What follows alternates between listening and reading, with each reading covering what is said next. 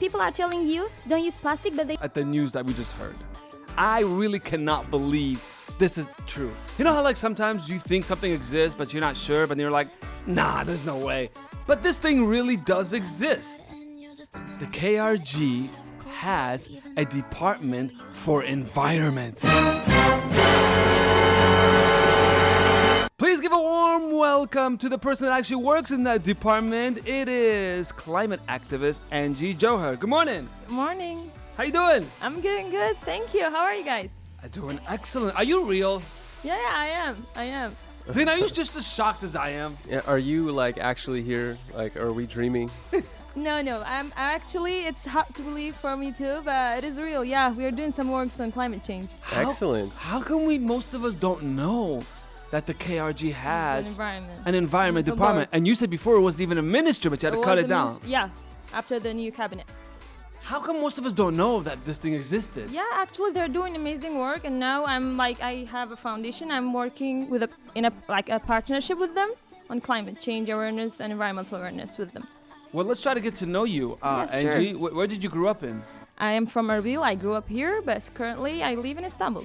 Okay. Yes. And since when you got into the whole climate thingy, like how did you go to that direction? Yeah, since I remember, since my childhood, I have always been like friendly with my environment, and my mom has always taught me about being kind to what is around us. So I remember like 8-10 years ago about hearing about the ozone layer, what has happened to it, and then 5-6 years ago hearing about climate change much more. So that's when I got into it. And you wanted to do it as a profession? Yeah, 2 years ago I had an idea. I was like, someone needs to do this. If I know that I can do it, then nothing can stop me. I should be doing something. Okay. And what is that something that you did? What have you done with your life? What I have done, well, my life is different from what I'm doing currently. I'm studying architecture, but since I have been back for 3 weeks, we have been doing seminars at schools and universities About the environment? About the environment, climate change, environmental awareness.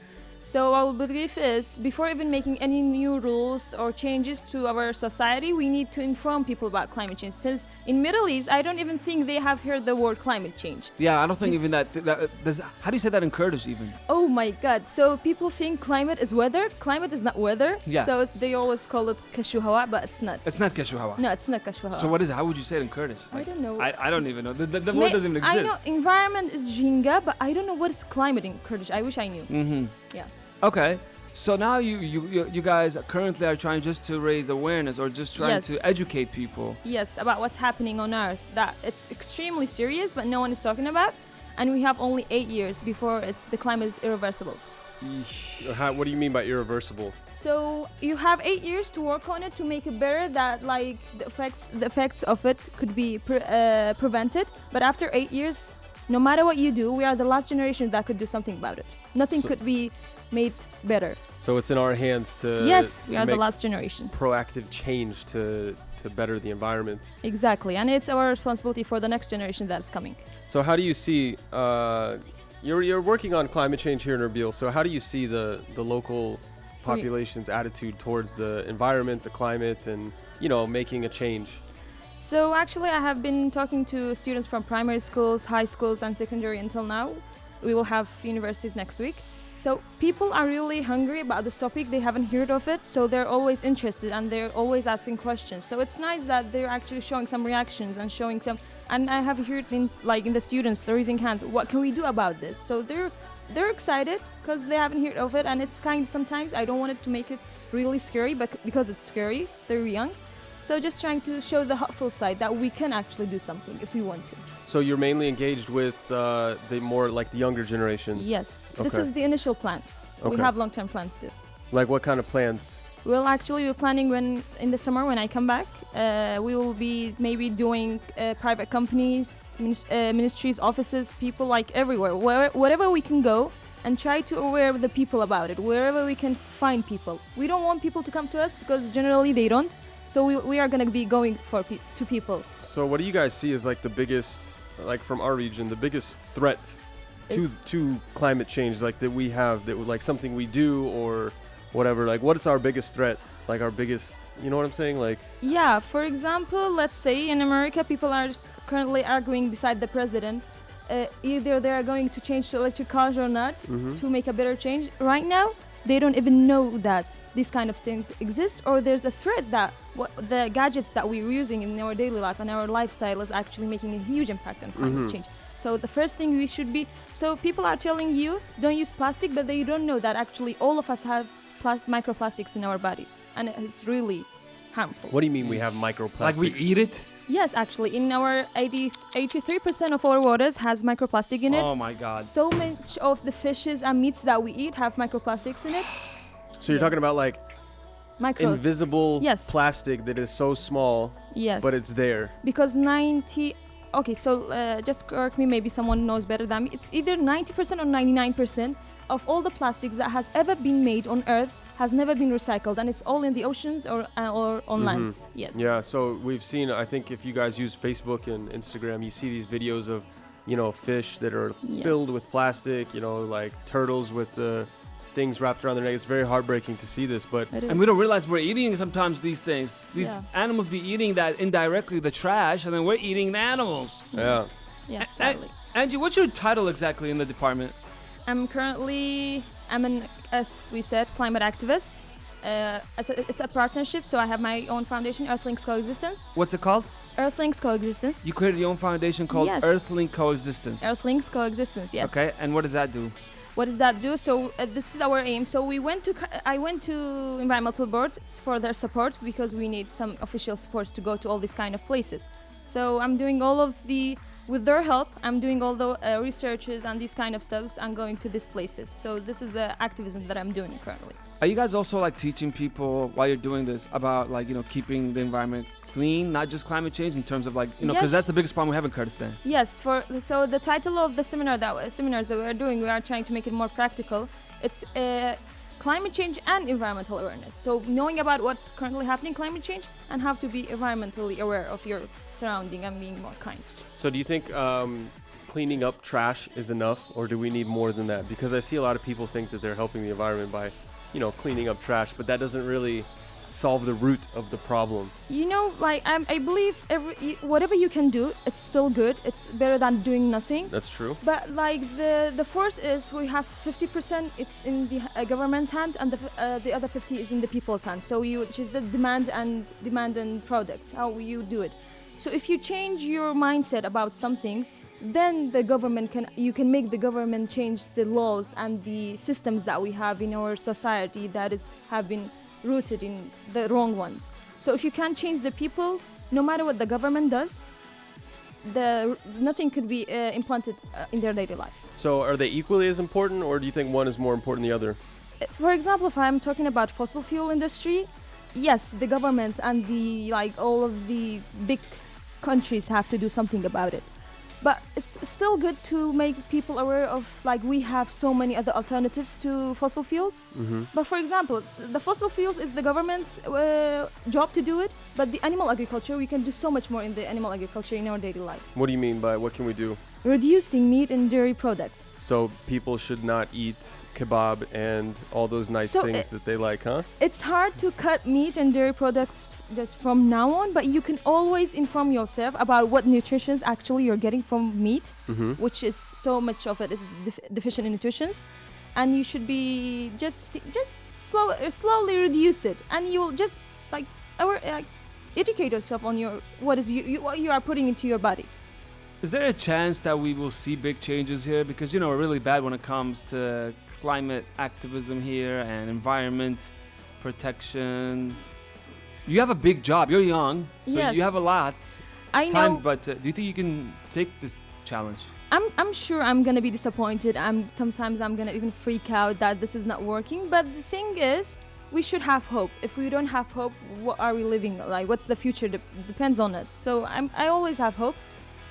So Yeah, I'm doing my part, whatever I can. yeah, that's great. I mean, Yeah. anything that we can do to help change the mentality that the climate is changing and it's not getting better. It's not getting changing better. for the It's better. actually so much worse than what the media is reporting. Yes, I'm sure it is, Yes. because even the media doesn't have all the facts and they don't want to scare Actually, everybody. they do, but they're not allowed to because of some political. Right. Yes. So mass media is purposely Yeah. giving false information about how bad things really are. There's I'm sure you've heard of him, Elon Musk. Yeah, for sure. Everybody Everyone's Iron Man. Everyone's Iron Man. yeah, Iron Man. and he was being laughed at like 10 years ago for For the works that he has done. like saying, electric cars are the future, and everyone was like, yeah, you're crazy. But now, 10 years from that time, Every 10, 15 company years. is coming out with electric cars. Right, and that's something really innovative, and he's done a lot. I think that people like him should be more admired. This is just my personal opinion, adding to the conversation. I think that guys like him need to be admired more for their innovative, ideas and stuff. For sure, I agree. Yeah, I think people mostly love him. I don't think there's that much people besides from like big What? enemies. Yeah, I don't If think- he has enemies. I don't know. Yeah, I just think people don't know enough about him and what he's trying to do. And just like your movement, I don't think many people really, they don't understand yet, until like we Yes. see like, okay, we don't have any more meat because of something that happened to the environment. Then people will start to realize, it takes something like real serious. Yeah, but actually, we have been facing so many serious problems here in Middle East too, in Erbil. Like what? The temperature that we are seeing currently is not normal, and we think that this is just Middle East. No, it's not Middle East. The temperature that we are seeing is actually making so many places inhabitable for animals and even humans. So by 2050, it's thought that 1 billion people will be immigrating because of climate change. Wow. So another problem We'll with have immigration. Climate refugees. Yes, that's true. As if we don't have enough kind of refugees in this place. That's going to be terrible. Yeah, so the countries near the equator are gonna be the most affected, and the poor countries too, of course. Yeah, I've Wow. heard in Mongolia, people have left their natural homeland in the plains because it's too cold. Like all of their sheep and everything are dying because they're freezing to death. Like Yes. it's just like it has become too cold, so they moved to the city and they've been like refugees, and they're like kept in refugee camps in their own country, If you That's guys true. like IDP camps. If you guys are just joining us, this is Angie from the KRG Department of Environment. I know. I'm just as shocked as you that this thing even existed, but it does exist, and it actually was even a ministry before.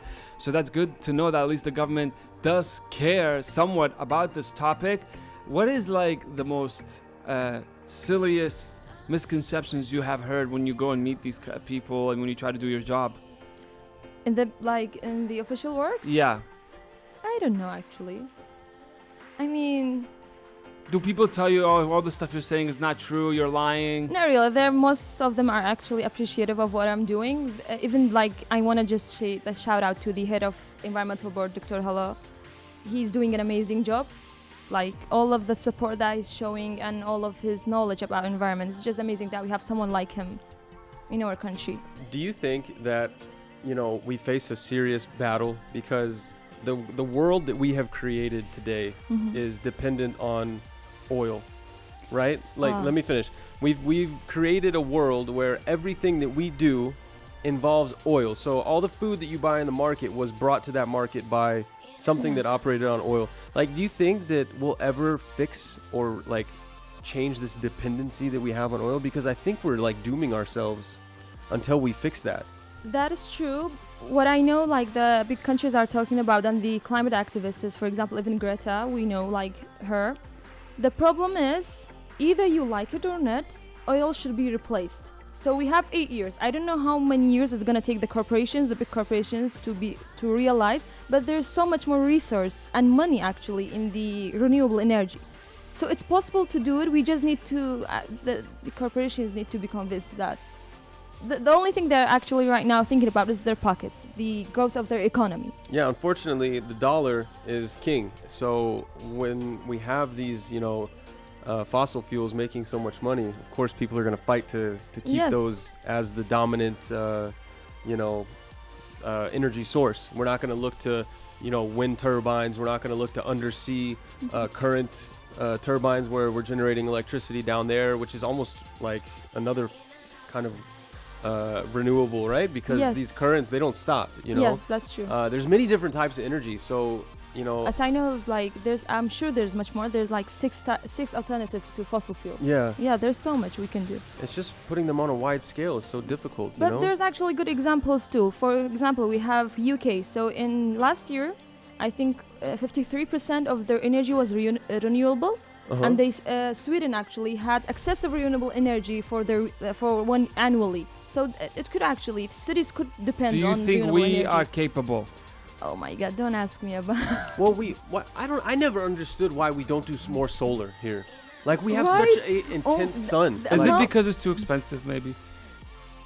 But oil is expensive. Like that's what I don't get. Like But the thing is with oils, for like let's say for 200 years, Yeah. that we have been working on oil, so we have so much more information and Mhm. resources on oil. So it's easier to you already know how to extract oil. You already Right. know how to do all of the things. So maybe it takes you 1 week to I don't know how much. I'm just guessing 1 week to extract oil. uh-huh. But for the energies, yes, you have 6 alternatives. But maybe you need much more time to devote to these kind of alternatives. Right. But I think we should be doing this because we only have Earth.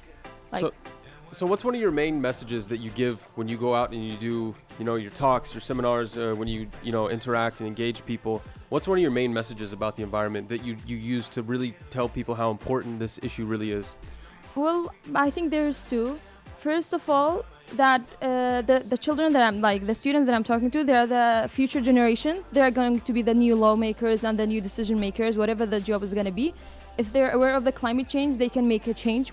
Let's say if I have talked to 100 or 200 people until now, if only 20 of them will make a change in the future, it's enough. Even if thinking about changing their daily lifestyle. And the second one is educate yourself on this topic, because if we don't educate ourselves on this topic, it's a huge disaster, because awareness comes first before acting. Mm-hmm. Yes. So, you know, I look at it as a form of survival, Yes. you know, because collectively we're all humans on this planet and we will not survive at this rate, That's true. right? Like we will put ourselves out of business, like Khwafis to us, because we will, if we can't change. And it, you know, when you think about it, it sounds kind of crazy, but it really is about survival. It is about survival. You So know, I mean, we need to survive, right? Like that's our instinct, and like we're really working against that by the way we treat everything. You know, use totally. plastic and like oil, fossil fuels. So it's really difficult, you know, when you have 7 billion people in what 7.8. 7.8 billion. Oh my yes, gosh, is almost that much 8 now? billion. Too much people. About to be 10 billion in like 2050, I believe. I guess, yeah, even You know, less. like apparently it's going to be really bad by then. Mhm. Like it's not going to be good unless we find some serious alternatives. And you know, this coronavirus is like it should be a wake-up call, because this is you know, it's going to get bad. And I hate to sound like negative, but you know, I think the work you're doing is really important, and people really need to wake up. You know. Yeah, definitely. Like as I said, we don't have that much time, so we just have to hurry up and catch up. Whatever, I know our country we have had problems with different kind of terrorists and whatever it is, crisis, but we live on this earth. We should be doing something about it. When we got to know you, or when we found out about it, it was about something different actually. It was about Yes. this show that you had back in November about places that we cannot see or go to A in the Erbil capsule Citadel. collection, yes, of Erbil Citadel. Tell us about that. How did that happen? So actually, the manager of Erbil Citadel is my father's friend. So he went to see him, and he showed us all of the places, even all streets, all the houses that has not been renovated yet. It's amazing. I wish all of it has been done already, but it takes time. So I went to all these places, and I already love photography, one of visual arts. So it tells a story, and it was about 12 photos, I guess, of different parts of the citadel. And I captured it and I shared on my photography account, and it's kind of like so many people liked it. What kind of What- places did you photograph? I've never really seen anything in the So- Citadel, like except for the stuff you walk by, you know, in that main Yes, the thing. main road, that's it. No, Yeah. actually, there's some, before it was D1s, because so like the main big houses of the famous like people, the rich ones. And we have, there's like 2 museums in Citadel. So I captured this one too. There's actually so much history, and if you look into it, how much has been preserved, it's important to preserve the traditional ways of nomadic people and this kind of ways of living. Why can't people go see all of the Citadel? So Why is it the- all closed? So the reason is, before I was saying this too, I was like, why we can't go into it? So the walls, all of them has actually inclined. It's going to be collapsing if so many people go there. So it's not renovated. So it's actually dangerous for people's life. Okay. Yeah. So will it be open one day ever? Sure, like some of it, the ones that have been renovated already, people can go and see it. But like restoration, as I know, I have studied this. Restoration takes so much more time than actual building architecture. It's so detailed, so it takes so much time. Right, because Yes. you're trying to preserve something Yeah. that's been there for a while. So yeah. I've been here for 3 years, and like, you know, they've been saying we're restoring it since I got here, and I Yeah. feel like nothing has happened. Is something being done? Like, Yeah, but I think they faced delays too because of the 4-year crisis and the terrorists, this kind of stuff. So all of the works actually stopped, as I know of. I hope I'm not wrong, but that's what I have heard from them.